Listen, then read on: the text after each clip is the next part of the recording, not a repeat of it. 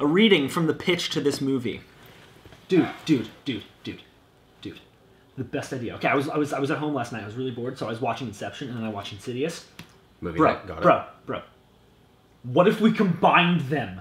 Do you have a script ready? Yeah. Fuck it, I'm not even gonna proofread this. Let's just send it through. Let's just send this right to the Hollywood people. Fuck yeah! Incarnate!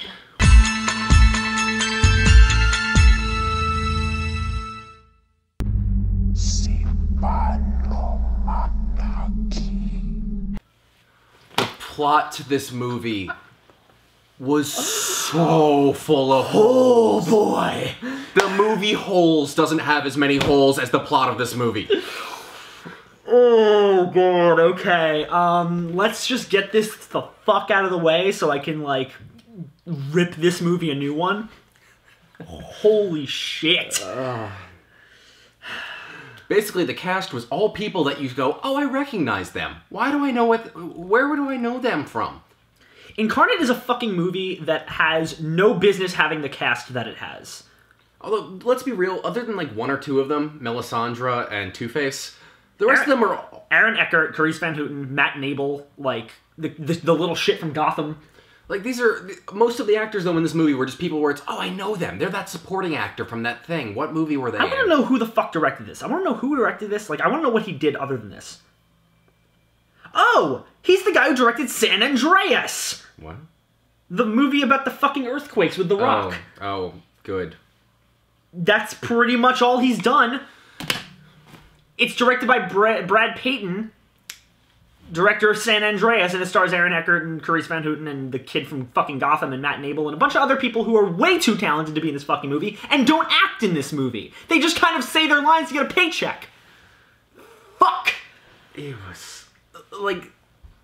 They're not trying at all. I've seen Game of Thrones. I know that Karen Van Houten can do... Carice, fuck me, I don't care. Can do better than this. I know that Aaron Eckhart can do better than this. The fucking brother from American Sniper can do better than this. Ra's al Ghul can do better than this. It's just... the acting was so bad. Like, you could practically see the lines they were reading from. They weren't acting. They were just talking. You could practically see the lines they were reading from off screen. The lines from the script that was in its first draft? Yeah, there's no way that this wasn't a first draft of the script. I'm shocked there wasn't a typo in the fucking title. This dialogue is abysmal. Everything that somebody says is spouting some kind of exposition. From the first fucking scene, you're immediately getting the, oh, my dad is abusive dialogue and he's divorced from my mom. This is, it's so fucking bad. Does that sound like a trope yet? There's going to be a trend here. The entire movie's a trope. Oh, don't spoil it for them. Let them discover throughout the rant for themselves that this entire movie's a trope. Dude, it's a paint-by-numbers exorcism film, but with Inception sprinkled in there. It's awful. What kills me is because this is such a cool idea. Like, it's kind of, you know, weird and out there, but like, if this was done well, this could have been a really good movie. Pause real quick. This is going to be full of fucking spoilers because I don't give a shit. Don't go see this movie. Mostly. What? It was good for laughs. Okay. It was good. Fine. It was entertaining, but as a writer, I don't want to say this movie was enjoyable because it fucking pissed me off. I was laughing a lot during it, but that doesn't mean that it was a good movie. It was so bad it was good. It was so unintentionally hilarious, but oh my god. Oh my god. Yeah, this movie was just a shit I took the liberty of taking a couple of notes during this. Let's see what I wrote. I'm just going to read them. Melisandre, you're better than this. 2 minutes in and we're already at the abusive dad exposition. Felix scene literally just included to increase runtime. Dat exposition, though. This movie is so predictable and cliche, I want to die. At least it's mercifully short. The pacing in this is lightning fast, so that's good, I guess. Yeah, it makes it seem even shorter than the hour and a half runtime. Here's the thing, though. It makes it seem shorter, but then you get to the third act, and you're like, okay, it's wrapping up. And then they drag the third act out as much as they can. They milk it for all it's fucking worth, including adding a couple scenes that have no business being in there at all because they do nothing to further the plot, and they're just fucking stupid. I love when he gets back and goes, I'm going back in. She says, no, you're... The fucking exorcist girl Vatican woman. The Vatican lady goes, no, you're not. I'm calling my people. He goes, no, you're not. I'm going back in. And she goes, okay. What the fuck is the purpose of that? It was an extra minute and a half of padding. Literally, though, everything about this movie is fucking padding. He goes to visit his exorcist friend for the second time, and after rejecting the miracle cure thing, whatever the fuck it is, He goes back because, no, now I want it. Now I need it, because I guess the demon's more strong than I thought. And he goes back, and lo and behold, the fucking possessed dude that he was keeping behind a 4-foot wall of bulletproof glass that's supposedly unbreakable. They made a point to say it was unbreakable. They made a point to say it's unbreakable, and then, you know, and then shocker, of course, he shows up to find it broken. Oh my god, everything about it is so predictable. Like, I called every beat in this movie. No, he did. He was turning to me in the theater, and we both did it. We both, every time that we saw something coming, we'd just go, oh, glass is gonna be broken. Oh, he's gonna die at the end. I love how the demon talking was just they let's take the possessed person and lower their voice by a couple decibels, and no, it's a couple octaves, but a couple octaves. Still, it was literally they went into like what's the fucking program you could use for that? Audacity. Yeah, they went into fucking Audacity and just went. Mike, I'm possessed. He's a demon. He's a demon. I'm a demon now. You know what? This is the level of acting in the movie, though. This is literally the level of acting in the movie. Can we just talk about the fact that the fucking demon possesses this 11-year-old kid, because it's supposed to be this big archdemon, this monster, and it literally makes him sit on the floor of his room for 3 days and nothing else. Doesn't move. Literally in the same spot, too. Like, literally, again, I'm possessed now. Now your voice is too high still. I'm possessed now. Yeah, that was the movie. That was the movie. Now you have to be in a wheelchair and wheel in front of me and sit in front of me and fall asleep. We don't have the budget for props. Just like this movie didn't have the budget for effects. I love the scene where they're gonna show the demon and they literally can't afford to, so they show its arm a few times. And then every time they're gonna cut to like an angle of where you see its full body, they cut to the real world, so you just see the kid floating. It's so painfully obvious. This movie's ugly. It's not even well shot. No, and you know what's even funnier is they tried to do some artistic shots with the cinematography. Oh, they tried. And they failed miserably. They tried. You're so in a crowd. Let's turn the camera upside down. Why? What did that add? You added nothing. This isn't something that's disorientating in any type of way. Why are you doing an upside down camera shot? That's stupid.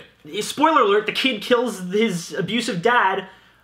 Well, the demon in the kid. The demon in the kid kills the abusive dad in the most hilarious way possible. It lifts him up to the ceiling, 3 feet above him, and then drops him. Onto and then carpet. He's dead. Onto carpet. It's not even like a hardwood floor tile. It's fucking carpet. Yeah, and then he's dead.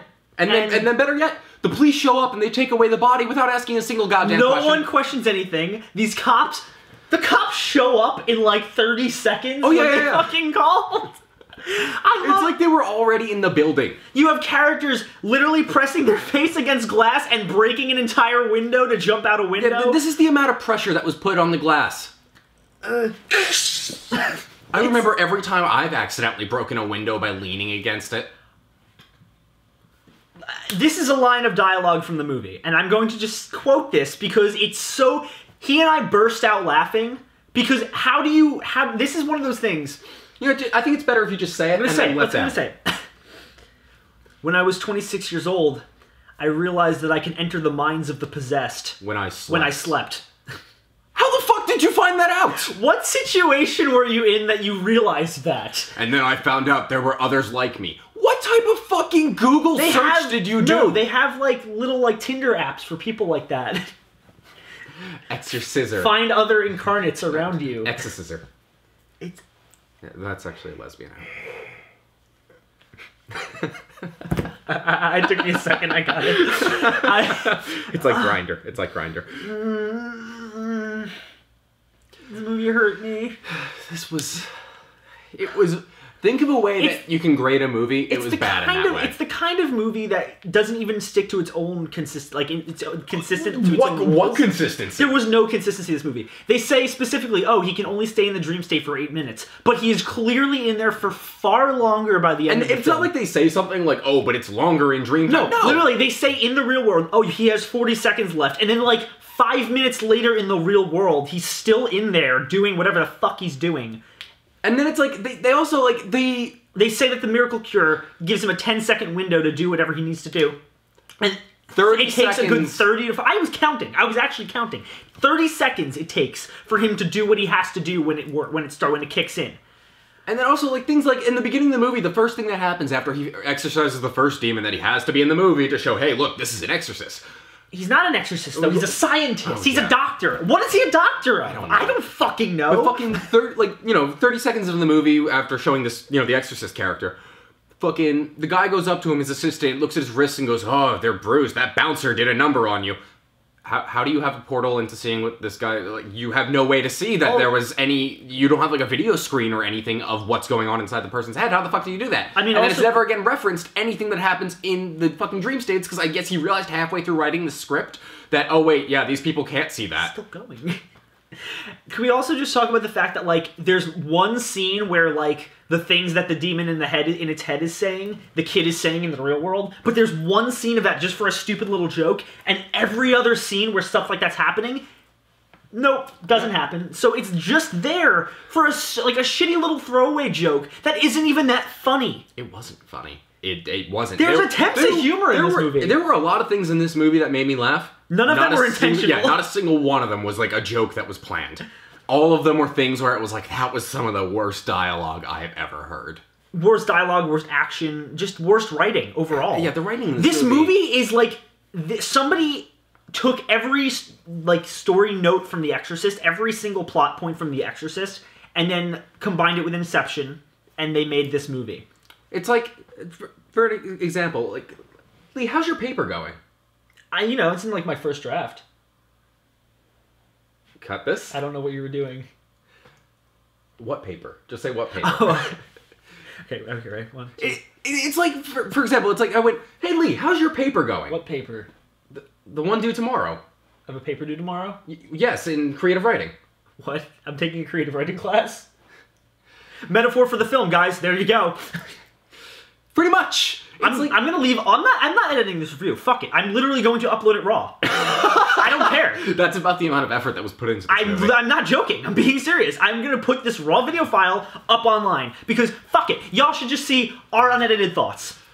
Yeah. What did you rate this movie? Here's the thing. I laughed too much to give it a garbage fire, so I'm gonna go on ironically enjoyable. Fuck it. I would say ironically enjoyable because I was laughing my ass off at stupid shit, but I can't call it ironically enjoyable because I don't want to say I enjoyed it. Fuck it. Garbage fire. Fuck this movie. Oh my god. What a shitty movie. This is up there with The Darkness, guys. We haven't done a rant since then. I haven't been in a rant. My blood is boiled. I wanted to rip this movie apart, and I am glad I was able to do so. Fuck this film. Fuck the people who made this film. I'm really glad that Aaron Eckhart is still getting work, even though it's shit like this. Don't go see it. You know what? I recommend watching this when it's like on Get demand. drunk. When it's Get on, drunk. yeah, exactly. Get drunk as shit and watch this movie. Yeah, get drunk as shit and watch this movie when it's like on demand for free. Yeah, pretty much. Fuck it, guys. Like, comment, subscribe. I don't fucking care. God is not here.